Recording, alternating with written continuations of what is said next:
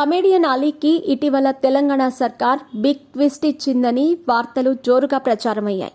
ఈ నేపథ్యంలో ప్రస్తుతం కమెడియన్ అలీకి వికారాబాద్ జిల్లా నవాబ్పేట మండలం ఎక్మామిడిలో 14 ఎకరాల భూమి ఉన్నట్టు తెలుస్తోంది. అయితే ఆయన వ్యవసాయం కోసం కొనుగోలు చేసి దానిలో పండ్ల తోటలు, పంటలు సాగు చేస్తున్నారు.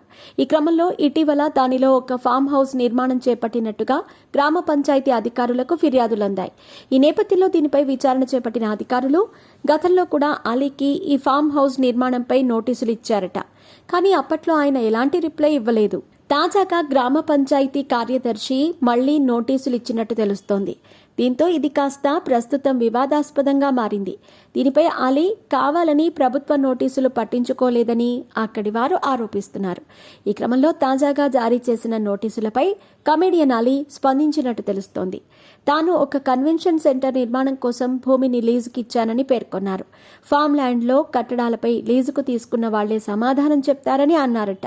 మరోవైపు అక్రమ కట్టడాలపై చర్యలు తీసుకునేందుకు గ్రామ పంచాయతీ సిబ్బంది సిద్ధమవుతున్నట్టు తెలుస్తోంది. ఈ క్రమంలో అలీ తీరుపై మాత్రం ఎక్మామిడి గ్రామ సర్పంచ్ అధికారులు మాత్రం ఆగ్రహం వ్యక్తం చేస్తున్నారట.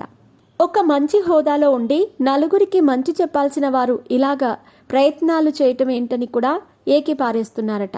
ప్రస్తుతం అలీ తీరును కూడా సోషల్ మీడియాలో నెటిజన్లు తప్పుపడుతున్నారు. మొదటిసారి నోటీసులు వచ్చినప్పుడు స్పందిస్తే ఈ పరిస్థితి వచ్చేది కాదని కూడా చాలా మంది అలీ తీరు కరెక్ట్ కాదని అంటున్నారు. మొత్తానికి ఈ ఘటన ఎటువైపు వెళుతుందో అంటూ వార్తలు వస్తున్నాయి.